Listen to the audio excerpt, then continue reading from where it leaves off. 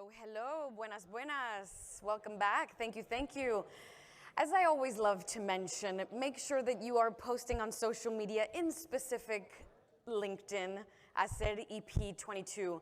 And if you haven't already done so, please add Pablo Largarcha from the Coca-Cola Company to your LinkedIn connections. So make sure that you open up your LinkedIn app right now and look up Pablo so that he can add you as a connection from the Coca-Cola Company. It's my honor to start engaging with you now, the Latina Influencers Roundtable. We are so thankful to Bank of America, who's our Latina champion sponsor. I'm going to introduce to you someone who's representing Bank of America, who's going to give some sponsor remarks, and then we're going to have some incredible Latina powerhouse influencers take a seat for an incredible conversation. So without further ado, I'd love to introduce to you the Senior Vice President, Diversity and Inclusion Strategy Manager for the Hispanic Latino segment at Bank of America, and her name is Danielle Rodriguez.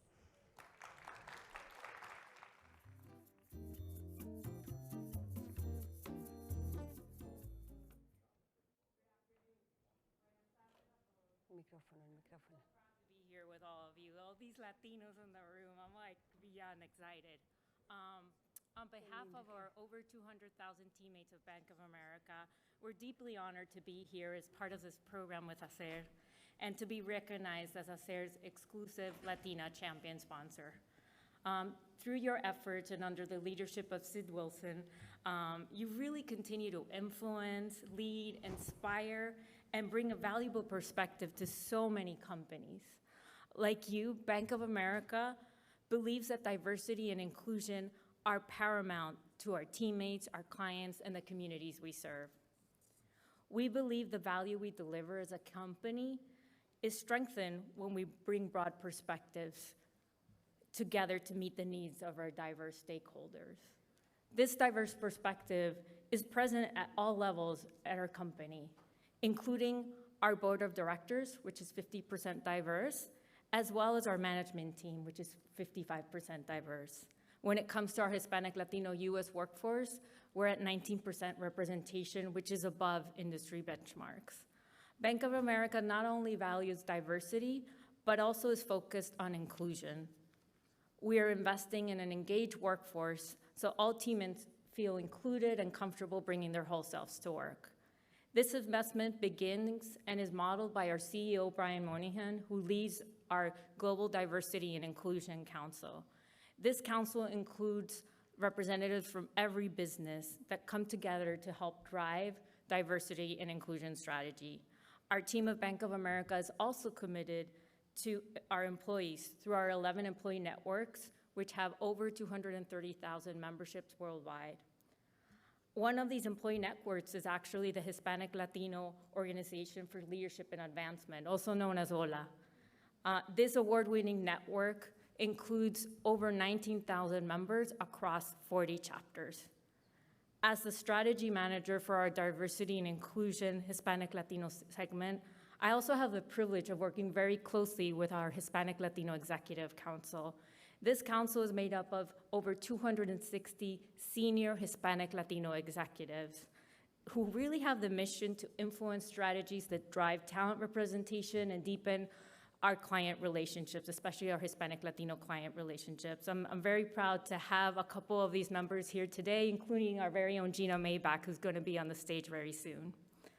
In terms of the work we do with our community, our ongoing work in communities helps drive diversity and inclusion to advance racial and ethnic equality, but also create economic opportunity, upward mobility, and deliver on our own company's purpose. We've committed hundreds of millions of dollars in support of these efforts to really focus on advancing health outcomes, providing livable wage jobs, coupled with training, reskilling, and upskilling for a 21st century workforce. We've also helped advance and support small businesses, as well as provide access to affordable housing. My colleagues and I are just so fortunate to work with partners like HACR here today, so thank you so much for having us here today. and helping us continue to drive advancement for Hispanic Latino leaders, but also for all Latinos in this country. Thank you so much, HACR Familia. Thank you for having us here. Y mil gracias a todos.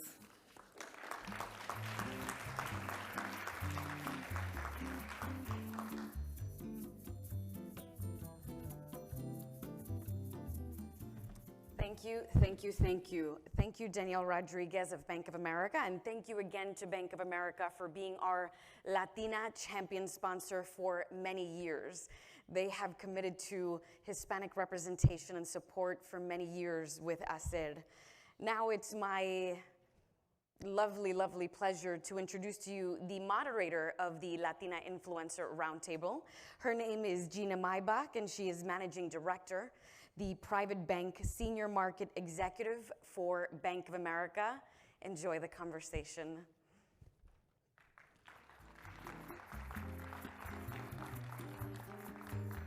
Welcome, Gina. Good luck. You're gonna do great. Wonderful. Well, I've got some powerhouse women to help me, so I think I'm gonna have a seat. And That's right. We're gonna have them come and join me. Wonderful.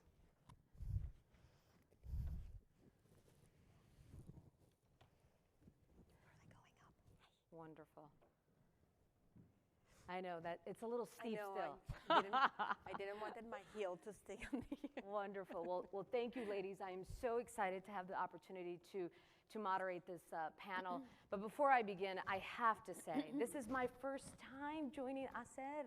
I am so impressed. The content has been rich, the dialogue robust. You should really, applause, please. I mean, it is exceptional.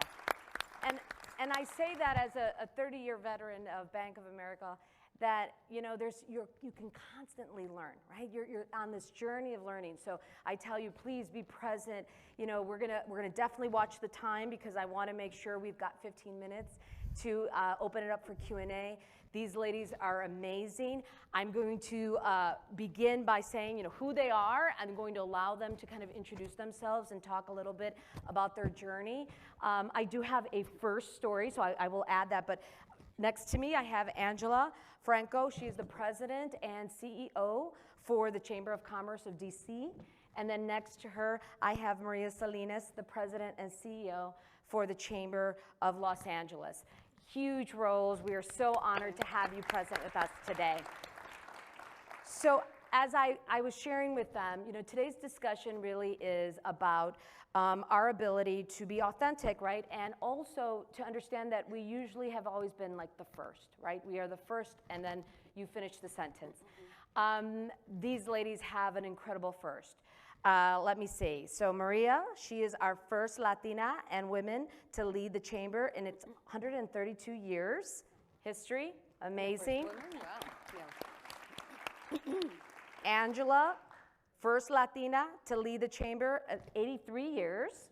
Fantastic. And I guess I should say myself, I want to include myself in there as a Latina, Mexican Latina. I lead the private bank for Bank of America, and I would say we're going to have my Bank of America family check, I think it's 200 years. So there has never been a Latina running the private bank for Bank of America New York City, and I'm very proud of that. But yes, so we have an exciting group. We're going to ask some questions to get things started. And really, I think the best is to start with your story, right? Because I'm confident that it wasn't that somebody tapped you on the shoulder and said, would you like to be the president and CEO of the chamber? And so what we'll do is we'll start with Angela, and then we'll proceed with Maria. How does that sound? Sounds good. Well, good afternoon. I'm so excited to be here. We were talking that we want this room on fire. Yes. So we need your help to get there. I've been the president of the DC Chamber for 2 years. I am originally from Colombia, and I guess there's a group of Colombians here, right? And now we're going to take a picture after, yes. Anyway, so they told me that they're doing pictures by Dominicans and Colombians and whatever, so I have to follow the lead. So I was born in Berkeley. I was born in California, and then I moved to Colombia when I was a year old. I grew up in Colombia. I grew up in a very close family, 6 children. My parents, they were Catholic Jesuits. I went to an only girls' school, Catholic, an American school. And then I decided to go and study business, and then I moved to the United States when I was 21 for the first time. I lived in Miami and in Puerto Rico, and it just didn't work out, and then I moved back. But you know, I ended up here again when I was 31, and I've been here 21 years, so you can add the numbers. I have no problem hiding my age. And then I mean, the way it happened that I moved to the United States, see, I always call it the hand of God. That was not my intention. I have built a great career in Colombia, but the circumstances went to a place that this is where I belonged.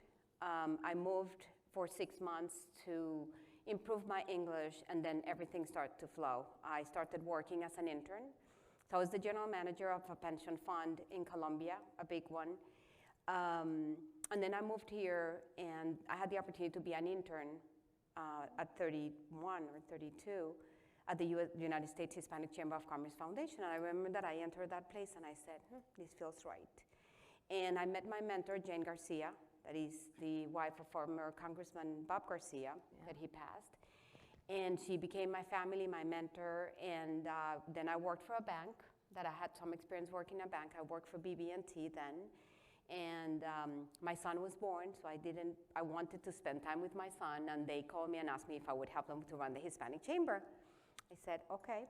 I said no. Initially, I said no, but it was no because I didn't want it. It was more a no because I didn't know if I was going to be capable of doing it. I mean, I have to be honest with myself. And the person that called me, she says, Angela, you can do this with your eyes closed. With your eyes closed is what she said. That was not necessarily true, but so I was there for 7 years. It became the number 5 in the region when we were not even part of the Washington Business Journal. And I decided to take some time after 7 years and worked for government for the DC Health Benefit Exchange Authority as a senior advisor. And then when I was ready, I got the call. And they said, would you like to help us here? And I said, of course. I mean, it's an honor to be helping in what I think, no offense, the best city in the United States and in the world. But anyway, so I've been there 2 years, and it has been a fascinating, fascinating journey. Wonderful. Thank you. Maria. Yes, a great story, and no offense taken. So Maria Salinas, President and CEO, Los Angeles Area Chamber of Commerce, and just a moment of personal privilege. On behalf of the LA Chamber, let me welcome you to Los Angeles. I get the chance to do that with so many groups that come through Los Angeles, so this should be no different. So thank you, Sid, for picking the city. Just last week in this hotel, Los Angeles hosted the Summit of the Americas. So it was wonderful to have so many countries represented. And I'm sure they all did pictures by groups too, because it was absolutely exhilarating. You know, my path to the chamber, I don't know that I would call it a traditional path. You know, I started into the business world through the finance and accounting route. I did professional services for many years. I worked for the Walt Disney Company for a good decade, a little over a decade. I helped start a community bank here in Los Angeles that I ended up serving on their board for about 14 years. And the last couple of years of that service, I served as chair of the bank board. I'm born and raised here in Los Angeles, but came from very humble beginnings. Growing up here, my parents came to the United States from Jalisco, Mexico. And you know, they didn't know how to navigate any of the systems like many of our parents who come here. I remember just being in 4th grade and going with my mom and dad to the department store, to the bank, to the parent-teacher conference for translating for my younger brothers. And I was always struck at how hard it was for them and how, how they were sometimes just viewed as, not really being smart. And it wasn't that they weren't smart, it's they just didn't understand the language and the customs and the systems. So that stayed with me, my whole life. I think as I went into business, as I got into even working at the bank, is wanting to be the best example of myself as a woman of color, as a Latina, as a Mexican American descendant. And so that was really important for me, that I represent. And you know, that thinking and that mindset really helped in my own journey in trying things that were new and different that maybe I wouldn't have done. When the opportunity came for the LA Chamber, wasn't something I was thinking about doing or ready to do. But when I started learning about the impact of the Chamber, I felt like, oh, the Chamber needs me. There you go. Because if there was anyone that represented Los Angeles, I felt that I had the body of work to be able to do that. So I went in very emboldened into that role. My one caution was always, is the Chamber ready for me?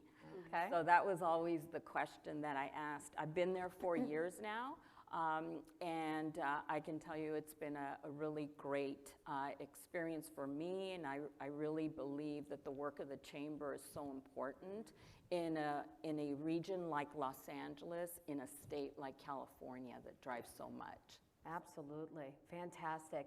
And I have to ask this, I've met some friends from Microsoft, I don't know where they're at, but we had a fantastic discussion this morning regarding work from home, right, and the culture. And we were discussing my career and how in 30 years, you know, I'm from Chicago, started as a part-time teller, and there were so many moves, but now I run the private bank for New York City. And I said to them at breakfast, you know, I don't know if I would be able to say that I would have done that, if I would have been able to accomplish all that I have, if I had been working from home and had that interaction with so many executives and mentors and sponsors and such. When you think about your career, because you've had so many exciting roles, how do you feel about that, right? The work from home, the flexibility, right? You may have associates that work for you or support your businesses. Just curious, from a career development, do you think it's possible to have both? Well, in my case, I think that, let me say this, I love flexibility, and I have children, whatever, but I really think that working from the office makes a difference in terms of connecting and doing the network and getting to know the people.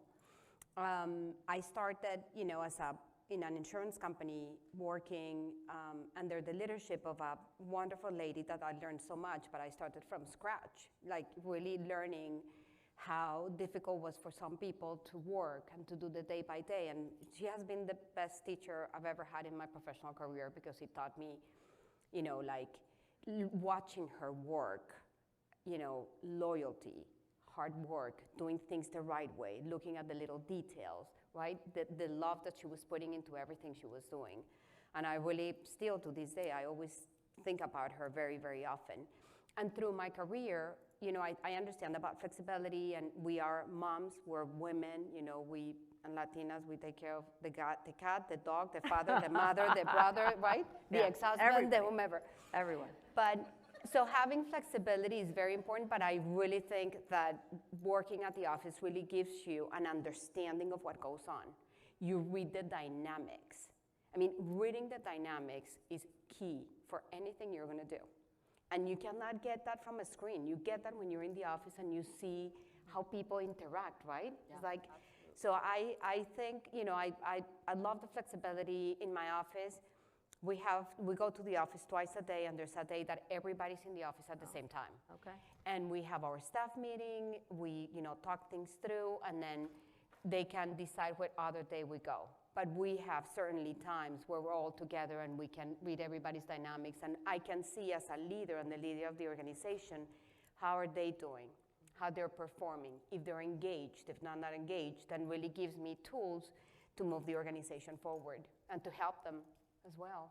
Yeah, I mean, I don't disagree with anything that you say. I think we're in a period of time where we need to be open to maximum flexibility. And it can be defined depending on the type of organization that you have. But that in person, you cannot substitute that in a screen. We were just having this conversation this morning about, you know, a little bit about what you're talking about, that it's important to have those interfaces, and maybe not so much for me, even though I enjoy it too, but for the younger people that are coming in the organization, to be able to have FaceTime with mentors and managers and supervisors. That was important for me going up through my career. And when I speak to many of our board members, that's probably the one thing that I hear them speak about within their organization, is that there are things that happen not in the typical, you're in the meeting, you know, from 9 to 10, but maybe it's when you're done at 10 and you get up and you walk to your next meeting and you're having that little moment of conversation. All of those things, you can take something from that. You can take from little interactions like that that really build up your career. Absolutely. They add up. And so while I'm a big proponent of flexibility, of hybrid option, I also think you need to have the right resources if you're going to need to do that.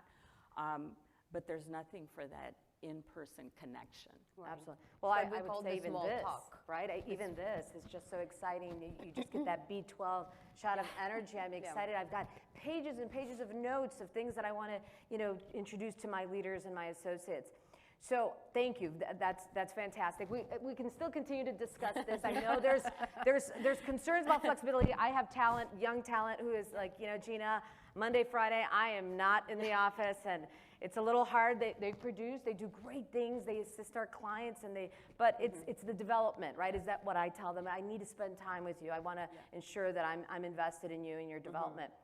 So another question that I had, and I was laughing with some of my teammates earlier, is that we have analysts in Bank of America, many analysts. We've got our rising sophomores and juniors and seniors, so we have summer intern programs, and then we have analyst programs across all of our 8 lines of business. And I was doing a panel discussion, and one of the associates said, Mrs. Maybach, have you ever had the imposter syndrome? And I thought, what is that? And I really had to take a moment, because I know I'm showing my age. I know many of you in the room are probably saying, Gina, really? But I had not heard it. And I had to do what normal people do. It's like, oh, I'm sorry, could you rephrase that question?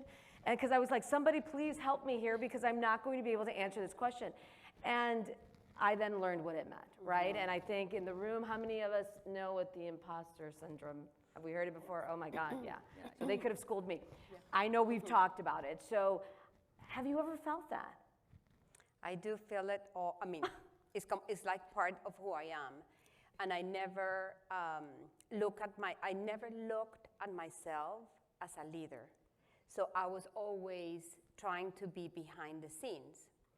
So working with somebody, or helping somebody, or doing something, but never like I was the character of this story. And I really took, I mean, my learning curve about my leadership style and whatever was when I stepped down from the Hispanic Chamber. I needed to take care of some family situations, so I needed to step down, and it was painful because I love that chamber as well, but I decided to step down, and I worked for government, and I started missing that part of me that was leading. Not because I wanted to be the leader, because it's something that I connected with, that is part of who I am. And that was when I said, you know, maybe that's my calling, and I have never heard that before. And when I was ready, and I said, you know, I think I'm ready, that's when I received the call. So now I'm in a place where I'm embracing it more, and I'm saying, okay, I'm in this place. I am the one that is in this place. I am the one that needs to make it happen. And how do I make it better for me and for all the people, I mean, for everybody that works with us. And that has been like my imposter syndrome. Is like when you say, is that really me? You know, is that really me? Am I capable? But now I'm in a place that I'm saying, like you say, Maria, like, you know, I feel like I'm in the right place. I'm doing the right thing. I'm the right person for that role.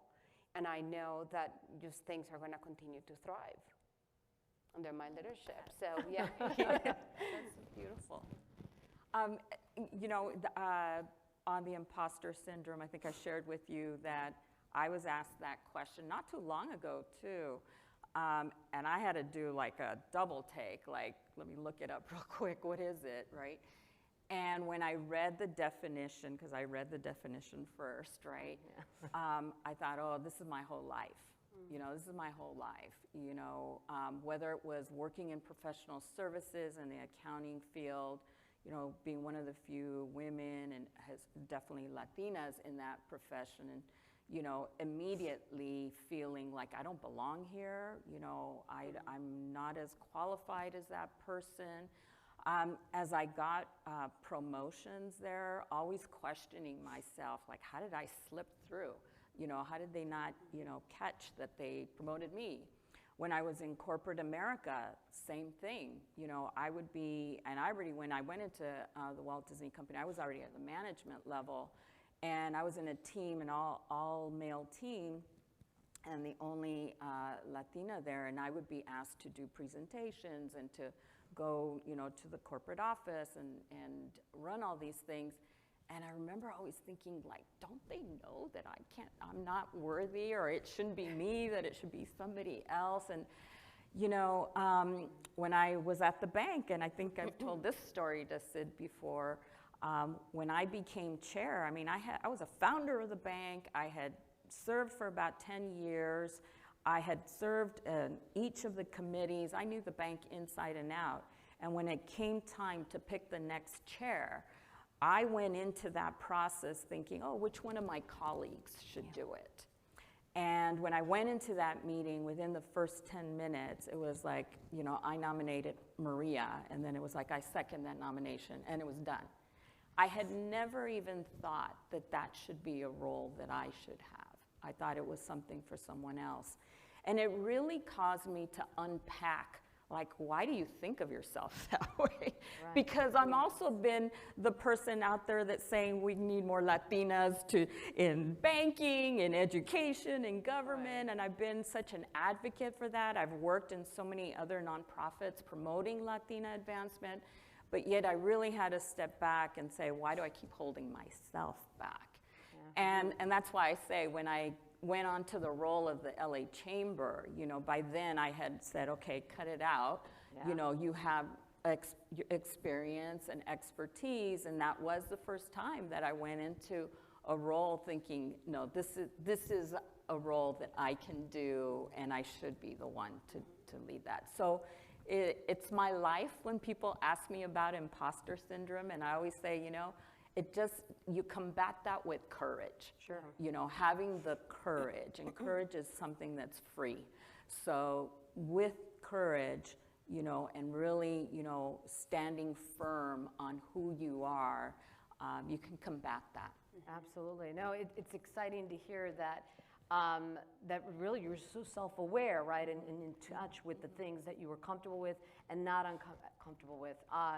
I wonder, you know, when I think about my career and the associates that I have mentored, I think for me it was always, I always knew I was the only one in the room, but I had this feeling of I had to work harder. But I felt everybody in the room was working hard too. And I think that was probably where I didn't realize. And so now I feel like as an executive for Bank of America, I have to be even more sensitive to understanding that there are sometimes things that are not being said, where I'm assigning projects and initiatives to young female Latinas, and I'm thinking they can do it, and I'm thinking, ooh, I better check. I better double check and triple check that they are along for the ride with me. I also find in your career, have you identified with women that sometimes felt like they had to be 1,000% ready for that role, or you know, maybe 80% was like, no chance, I'm not raising my hand, I need to be 1,000% prepared in your current careers? Have you seen that, and have you been able to mentor or coach to those concerns? Yeah, I've always talked about the potential, you know, that everyone has probably an untapped potential, right? So it's finding the untapped potential versus readiness, right? Because you know, I think you know when someone's not ready, maybe needs a little more training, a little more support, but there is untapped potential in individuals. And I think one of the keys to success as a leader is to find that, is to be able to identify it so that you can say, here you go, take this on.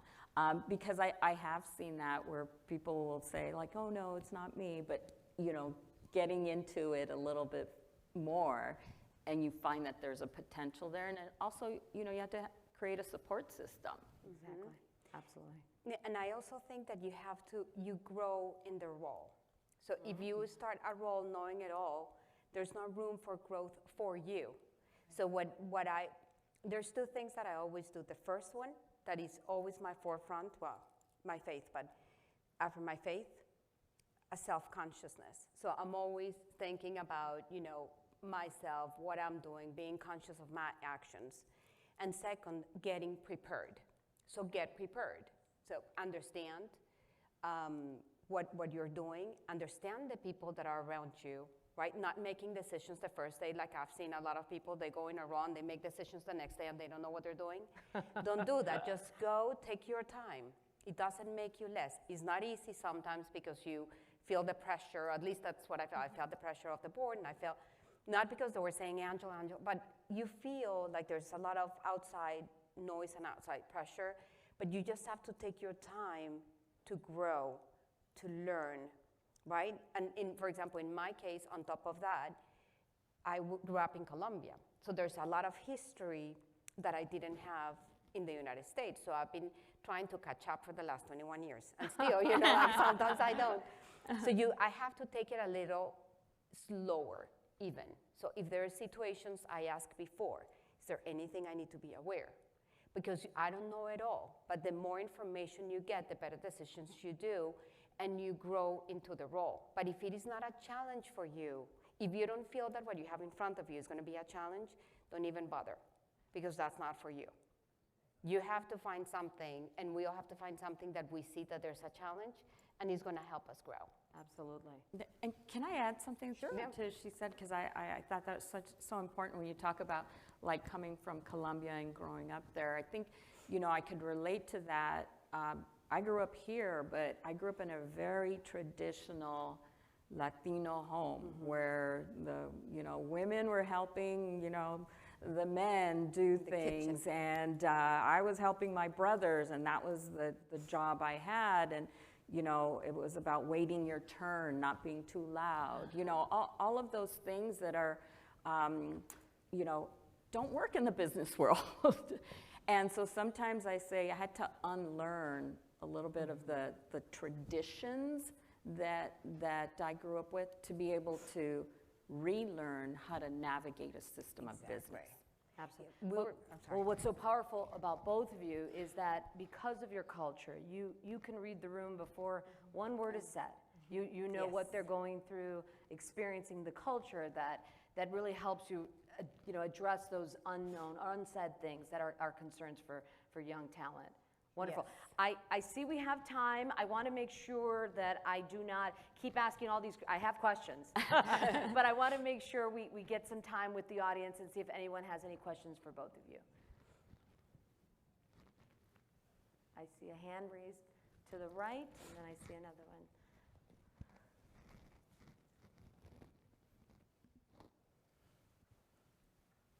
Hello, Beatrice with Anheuser-Busch. First of all, I just want to say I'm so inspired by you all women. I love to see Latina women in power, and just your backgrounds and just your roles and your journeys are just very inspirational. So thank you so much for being here. So one thing that I'm definitely challenged with Anheuser-Busch, I support sales and marketing. I'm in the HR function, so is really attracting the Latino talent. For some reason, we just don't attract them. And so it's really interesting to see how like the whole environment has changed, right, through COVID, and so how like just workplace flexibility and what do people want, right, as they're looking for new careers or just changing careers. And something that I'm really looking into is like, what does the Latino talent want, right? Like, what are they looking for as they start their new careers? And just trying to understand from your perspective, maybe by all the businesses that you guys work with, you know, have you found exactly what is it that we all need and want from our careers and future employers? Yeah, let me start that because there's something that I would like to share on that front. I would say that one of the main things is opportunities, but real opportunities. And that's a question that we all need to ask ourselves. Are we really looking, when we hire, at leadership within the Latino community? And it has to be intentional. It's not saying, oh, I'm going to hire Latinos or anybody to check a box. It's really intentional. Do you really want to find leadership? You'll find it if that's the case, because it's more about, really giving real opportunities. And that's kind of my initial reaction to that question. Yeah, and I absolutely agree with that. And I would add, I would even point you to, Edelman does a survey where they talk about the, last year was called the Purpose-Driven Employee. I believe that's the name of it. And we had them come in and present to us. And it was really interesting. Like, there is a changing mindset in the workforce today. It's about, do we align in values? So it's about taking a look at your culture. You probably have an ESG program, and does that translate to that next generation? Do they see their values in that program? And we had a lot of really great takeaways from that, when people almost were like, aha, a moment of aha. And really looked at, how are they connecting their values, because most companies, I'm sure yours do, have a really guiding principles and programs, but is that translating to who you're looking for? Are you communicating to them in that manner? And I've seen some of the takeaways from that, and I think it's really powerful when companies like yourself can ask that question. Right? That's like half the battle right there. So thank you for the work you're doing. I would just add, so I used to run the St. Louis and Kansas City market for Bank of America's private bank, so I know your organization very well. And I would say, I'm in New York City now, so I'm very blessed with a diverse population of associates. But I do realize that we do need to be intentional and invested. What I've done in the past is, I do seek out other executives from other lines of businesses. I'm a bank, of course, but other lines of businesses, because sometimes the lens, right? The lens is very important. As a diverse woman, I can identify, so I don't believe I come with a bias when I'm interviewing candidates that are diverse, but I do think by bringing in other partners and colleagues that may have a different lens than yours, to be able to ask those questions and conduct those interviews, they will uncover that maybe some of the skills that you might feel are hard and strong might not necessarily be the case, and you'll have skills that can transfer, right? And so I do a lot of that. I help partners in other markets, and I still want that coaching, right? I still want another executive to challenge my thinking when I'm talking to talent, whether it's diverse or not. Yeah. Good. You're welcome. Hey, Gina. Hey. How you doing? Oh, there's my Microsoft friend. Joseph Zafair. I'm a group software engineering manager at Microsoft, working at Microsoft for 22 years, originally from Pereira, Colombia. So from that. So. Colombia. All this day we've been talking about multi-generational people inside the companies. We have talked about now the new generation, which is a digital generation. From out of the 10 people, I tried to hire 7 want to work remotely. Okay? The question I have for all of you is, how should we change? How we can make sure those people who work remotely have the opportunity to be leaders in the future? Okay. Because this part is going to happen, willingly or not. The way we did that in the past cannot be do the future. Yeah. So I would love to hear your opinions on that. So to make sure I understand your question, you're saying if we've got a remote workforce, how do we get them to become the leaders? Right? It's not if we got, it's happening. So it is today. I just want to make sure I understand. It is today. It's not we got. It's just occurring and happening. 1 and 2, Latin people, a lot of them, they want to be close to their families, and they would love to have the opportunities somewhere else. And we are giving those opportunities to people, and we should give those opportunities to people. The question is, how do we do that today, and how we are able to help grow those people to be the future leaders? So. Well, I think part of it is we should really look at the role we play as mentors and sponsors and the support system that we create. I was just talking to one organization, I think just yesterday about, it was yesterday afternoon, about what they do to create a support system. So it was almost like they were viewing their workforce as no longer as like just a standalone, but do they have an employee resource group to work with? Do they have intentional networks to help support them? Because I love the way they were looking at their workforces. Like, you can't just hire them and then let them go, right? And especially if you want to develop them into leadership positions, I think more and more companies are looking at employee resource groups, and I mean, that's a lot of the norm, at least what I see, in terms of creating avenues for development, especially if you're in organizations where maybe in the top leadership, you know, you're still lacking diversity there. So I think that's how I would answer your question. I don't know if that resonates with you, Angela. I mean, it does. I think that, yes, you may be right, it's happening. You know, we are going virtual, but nothing will replace the human touch. And even if we are working remotely, there has to be a way to be able to connect with people. I understand, you know, if somebody is doing programming in a system and that's what they need to do, if they work remotely, it's fine.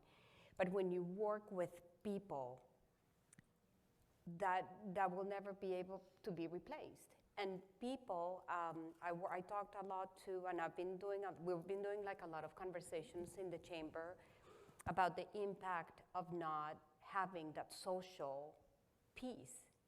And the human being is social by nature.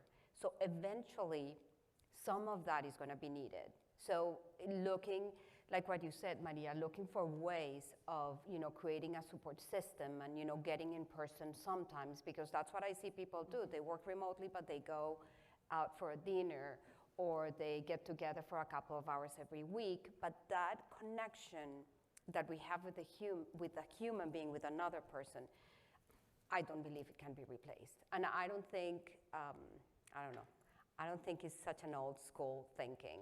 I think it's more of a natural human being reaction. And what we need as human beings is that one thing, sometimes we separate our life and who we are as a professional from our humanity. And we are human beings first, and then we're president, and then we're this, and then we're that. But we can never forget what we are about, and we're people first. And people should always go first. I think there you are. I think your question is very provoking, and I would say for us at Bank of America, we say we're a digital institution. That is, we love technology. We realize that you are correct. Talent, there you are. The talent wants that flexibility. They like the remote. You're absolutely right. I'm proud to work for Bank of America in the sense that we have not come out, and as many of my competitors might have, you know, leaned one way or the other. For us, we have said we welcome people back, but realize we need to meet them where they're at. And so every situation is quite different, and so we're adjusting. I was intrigued when you were sharing with me this morning just some of the things that Microsoft is doing to maintain that connection, right? Because I do think the technology is key. There are ways, I mean, we did it for 2 years. We were able to stay connected and be able to build talent, hire talent, promote talent. But it's just, I wonder, the question might be, is it the person, right? Where someone, the preference could very well be that they don't need that want face-to-face, and someone else might say, I can get that in different ways. Right. I know you shared a little bit about the things that you're doing at Microsoft. Yeah, I mean, the last thing I have is social. I guess the last thing I have is social is so different with the new generation. Yes. So my kids, I have 2 kids, one 17, one 20. Yeah. And social is definitely, of course, we go out, we go with people that have the human touch. But the social generation on the apps, on the things, on how they create the community, how they get the support, how they get the mentoring, how they get, I recommend you to get in because it's just gonna change the future. I just wanna make sure we need to help our people be their authentic selves. Yes. My son, his authentic self is be in social in his apps. And I want him to be the most productive person in the world. And I'm gonna get the most out of it. I just wanna make sure we open our minds a little bit to the whole thing before just say, this is how you're gonna do it. Yeah. You have to adapt to all of it. I think that's absolutely right, and I think, Gina, you said something about meeting them where they're at. I mean, we use that with almost everything that we do, whether we're helping certain communities, with resources and where they're at. We're not just assuming they can come to us. Same thing is true with this. Where is our workforce? What are they looking for? Because if we can really support a flexible work system, then where are they at? And what can we do to drive that? Yeah, and I also think one last thing is it's a two-way street. It's not only what we can do, because we can meet them there, but everybody has to do their part, and we cannot become, especially, you cannot go to a place that you're doing everything for everybody and people are not giving back. So it has to be a two-way street. So if for some people work, perfect. But what I've seen in our work is not gonna go that far. Okay, thank you. Any other, there's a question back there. Hi, hola. Hola. Thank you for being an example of many of us, or all of us, and you all look divinas. I would like to, what would you ask the Latinos in the room, the executive Latinos in the room, to do to promote the career of the Latinas in their organizations? Because it's a different path. It's the Latinos and the Latinas, right? We're all Latinos, but you all know that there is a different path. And we need their support. We need their, well, I won't answer your question. You're talking about that you really need somebody to help you get there. Right. Is that so what you're what saying? are they doing as Latinos? What would you ask them to do to support the Latinas, their careers in their organizations? Yeah. Okay. Go ahead. I think that a lot of it also, I'm just going to, say that making sure there's an understanding of all the issues that there might exist for Latinas. Let's not just assume that just because we're all Latinos that we all understand what the issues are for Latinas. And I say that because, I think I have one of the best husband in the world. I do have that. But many times when we have conversations, like I'll be like, well, no, wait a minute, why would you make that comment? And even though he's one of the strongest supporter of everything that I do, there's still certain things that he might not understand that I experience as a Latina. So I think part of it could also be a little bit of education. We're mothers, we're caregivers. And let's just, recognize that that is something that's innate with what Latinas do. Something that we're doing at the Chamber right now is launching a women's policy initiative around women of color to be a very robust program around women of color, because there are certain issues that might not be at the forefront because they don't get the big headlines, but yet, childcare could be an issue, or just caregiving in general. All of those issues, if we're not talking about them, and half our workforce is made up of women, and the pandemic has seen a great loss of women, what are we doing to address that, especially for women of color? What are we not getting that it is not the #1 priority thing for the workforce? So I think that a lot of it is, around the education piece of making sure that we're understanding the uniqueness of a Latina and the many issues that, and challenges and opportunities that we have, and making sure that we get those sponsors and allies see it. Yeah, I mean, I agree with everything she said, and I also think that it's important on your part to talk through. You know, if there's something that you are interested in, to share with your manager or with your mentor what you're interested on. I always do something when I'm looking for opportunities, because I'm a big believer that whatever happens to me, I drive my car and I'm the character of my story. So what I do with what I've done is that I put together a list of 10 people that I can go and talk to. And I call them informational interviews. And everybody loves informational interviews, right? Love you it. know, I would love to talk to you and possibilities and opportunities. And those people are people that I see they really want to help me through. They want to help me grow. They can be my eyes and ears, you know, when anything happens. And that's what that's how I personally have been able to move through and navigate different systems. And I called them and I said, this is what I would like to do. I'm looking for an opportunity, not exactly A, B, and C, but in general, what I would like to do. If you hear of anything, let me know. And most likely, he will refer me to a place where they embrace who I am. You know, because I'm Angela first, and then I'm a woman, a Latina, a mother, and whatever. So it's just also being in spaces where they value what you bring to the table. If you're not valued, I don't want to be there, right?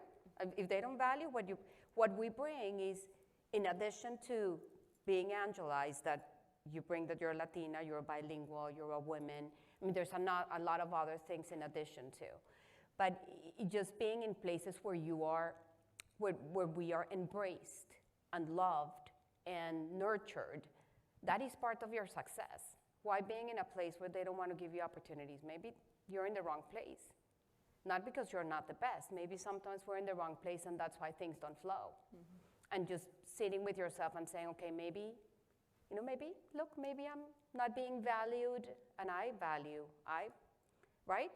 My being is important, so look for other opportunities. I love your question, because I do think it also speaks to the importance of having people who are not diverse in the room. Right. And I know your question was more about the Latino, Latina, but I think about, for me, I have a committee in New York, a diverse segmentation strategy group, and I have representation of all different groups, but I also have representation of non-diverse. Because I do think there's power in the education, the exposure, the experience, mm-hmm. because I just feel that is what's lacking, right? And when you do that, whether it's, you know, the Latino understanding what, you know, challenges or opportunities that Latina might be experiencing, I do think that conversation and education and creating a forum where you can have that discussion is very powerful. Mm-hmm. My husband is not a Latino. He is German and Irish, but you know, he has been a champion of mine, right? He has been that person that has said, you know, Gina, you can do it. And also the times when I didn't want to do it, right? When I thought, oh, this is going to be a little too hard. Mm-hmm. I'm not uncomfortable. I'm too uncomfortable. I don't want to do this. He's like, no, you need to do this. So I feel that it's about bringing people to the table, having those really transparent conversations around the, you know, what are you experiencing? My father, you know, came to this country when he was 18 years old, knew no English, joined the service because he wanted to, you know, provide for his family. And he has always challenged me, he's still with us today, challenged me to, you know, not let anything get in my way. But I do think I was fortunate because he was not perhaps the traditional of the stereotypes of a Latino. He had daughters, so he had no choice. He needs to push us all to, you know, you never know who you're going to marry, so you need to stand on your own 2 feet, Gina. Yes. So yes, but it's a great question, and I just think it's about the education and that experience and exposure. Right. I hope that helps. Mm-hmm. Hey, ladies, I have one more question for you here. Okay. My name's Javier Maldonado. I'm with AbbVie Pharmaceuticals. I'm a girl dad, so I'm speaking on behalf of your dads. They must be very proud of you. So thanks for the platform of leadership.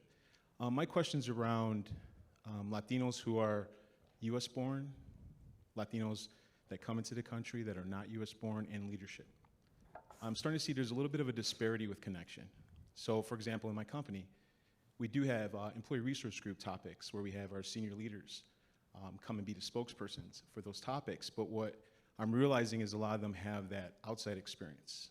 And the Hispanics and Latinos who were born in this country, there's still a disconnect with either the storyline or an understanding.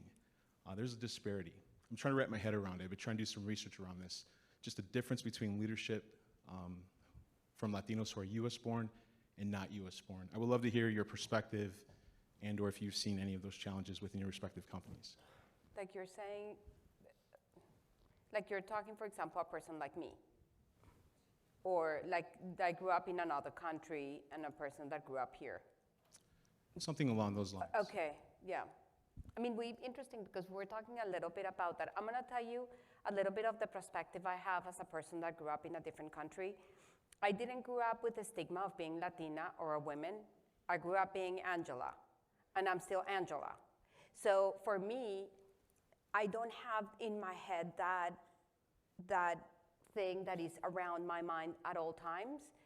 I'm competing with everybody. I can do it, so I think that in that sense, there's some other things that I bring that are not necessarily as powerful as the people that were born here, but that is something that I really didn't bring along, and it has helped me through, because I'm not thinking, and I work with Latinas, and they're like, but I'm Latina, and I'm like, what's the problem? I think it's wonderful to be Latina, right? It's wonderful to be a woman. It's a plus on top of everything. So that's what I see from my perspective. Okay, and then I don't have a lot of the history of many things, so I really have to be very mindful that I have to ask questions, be respectful, understanding my limits, understanding that I'm not from here, you know, there's a lot of things that I missed and I need to catch up. So those are the two things that I see for my personal journey. I love what you shared right there. So I'm going to give you the other perspective because I did grow up here. And I grew up in very much feeling discriminated against, even as a young child, you know, calling names because I was, you know, Mexican or the only, you know, the Mexican family and the Mexican this and that. I saw my parents experience that. That does impact you. And that experience through my childhood and seeing it through the school, through that lens, it was about, you know, Maria, the Latina or the Mexican American first, right? That's the Mexican family that moved into the neighborhood, you know? And so those kind of experiences are definitely built in and different. I love the way you say that you grew up, you were just Angela. I don't know that I could say that I grew up and I was just Maria. I just happened to be, you know, Mexican American Maria, whether I was, you know, in very elementary school or high school, even at college, you know, sometimes feeling a little bit isolated. And that's just, you know, honesty right there. But I think, you know, getting back to your question, you know, is an appreciation of the diversity, that we're not all the same just because we come under one umbrella that says Hispanic or Latinos. I mean, I have a great staff where I have a wonderful, you know, diverse team, but even among the Latinos, I have foreign-born, I have those that, you know, are born here, and we all bring a different perspective. That's just one additional perspective into things. But, you know, it's really important to realize that as well, that we're not all exactly the same. Yeah. Well said. Well, I think we are at time. One? Oh. Sit. Uh-oh. Yeah. All right. Now we are going to go over. I did my job. I'm on time. No, you did. Don't worry. It was like Sid is throwing me off time, so. My last question is that because the three of you really broke major barriers, you know, where you both became the first Latinas to lead citywide chambers in the entire United States, and you're looking around, it's like, who do I go to ask for either mentorship or sponsorship for what it's like to be a Latina leading an entire citywide chamber with a board of directors that may not be as diverse in a lot of these citywide chambers, and certainly, being the first Latina leading a private bank, you're looking around, it's like, who do I go to? So what was your experience when you both got the nod to become the CEOs of each of your citywide chambers, and who did you go to for, mentorship and sponsorship? Sid, Yeah, go I'll ahead. jump in. Jump in. In my case, even as I was going through the search process, I built like what I would call my kitchen cabinet, to help me with that search process, and probably many individuals of people that because I was looking for that. I knew that this was a huge opportunity, very influential organization, not only in Los Angeles, statewide and nationally. And so I wanted to make sure that I was thinking about it in that way. And, I reached out to the Janet Murguias of the world who run, national organizations, and, others that are here in Los Angeles. And, I have not forgotten that, everyone needs mentorship, self-included, because I do, sometimes I call the LA Chamber kind of like a big tanker, just to try to move it a little bit. It's a lot of work. And one of the things that I kept telling everybody, is the LA Chamber ready for someone like me? Is the LA Chamber ready for Maria? And I'm here in Los Angeles, a very diverse Los Angeles. And so bringing that forward, I knew was going to be significant because it had not been that way before. And it was only through, mentors that knew the systems, that knew the organization, that I think really helped me through to this day, today. Yeah. I think in my case, I did my informational interviews. And I think one of those people in the informational interviews referred me when I was ready, and I said, I'm ready to go into what I love, that is business and working with people. So the opportunity came, and I'm sure they referred me. And I think they interviewed me, and 3 days later, I was offered the job. I have a coach that helps me, that works with me, and I got the call and I cried. I don't know you, but I did, right? I cried. It was a very important moment in my career, and I just felt like a lot of the hard work that I've put into was rewarded somehow, and it hasn't gone unnoticed. Because sometimes you work and you think people are not watching. Watch, they're watching. People are watching you. Yeah. They watch what you do, what you say, how you act, how you confront situations. So yes, that was my case. And I still have a coach that I work with, and I have a support system, big one, an important one. And you have to have people of all kinds, right? Yeah. Up here, down here, that can bring you back to, in our case, running a chamber like community. I have people in my community that are, watching. I have people in the business world that are watching. I have, board members that I've developed relationships with, because they help me, guide the organization. They tell me the small talk that you don't hear virtually, right? That you hear when you're in person. So yes, all those, that's my story. And you know what, we're both part of an association, like a national association for Chamber of Commerce executives, and I can tell you, walking into those rooms, we're probably the only two Latinas in, like, think of how many chambers there are across the country. Wow. And, it's hard, without a doubt. I think you would say that the same thing. It's hard to step into those roles because people are looking at you like, oh, you look different. Yes. So I'm glad to have you, Angela, me too. in your company. But one of the things, I look at the screen and I said, I can do this, I can do this. I mean, it's for a reason, and I carry I carry because at the end of the day, we're representing you. And it's interesting because in everything you do, right, like I feel like I'm representing Colombia, I have to say. Yeah. Like I'm representing women, and I cannot let you down. right? If I do something that they're gonna say, oh, that Colombian, or that, I don't want them to say that. I want them to feel proud and say, you know, it is possible, right? Absolutely. I would just say I was very fortunate early on to get coached on what a mentor, sponsor, coach was. And at Bank of America, they've done a great job. I mean, I've been with the firm so many years, and all types of coaches, even my digital coaches over here that I'm going to stay connected, because anybody can be your coach. Anyone can be your mentor, right? I think there's this consideration that you have to hierarchy, right? The most senior person. That's not true, right? My assistant can be my coach. She'll tell me when, you know what, Gina, your slip's showing.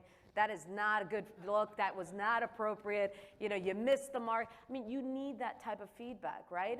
And yes, sponsors, I also have an executive coach who works with me. We'll be delighted to know that I joined this great panel and was able to moderate for some two fabulous women. So yes, it's, you need a lot of people around. Yeah. Okay, well, thank you all. We are delighted to have had this panel discussion. Thank you, Maria and Angela. Thank you so much. We appreciate it.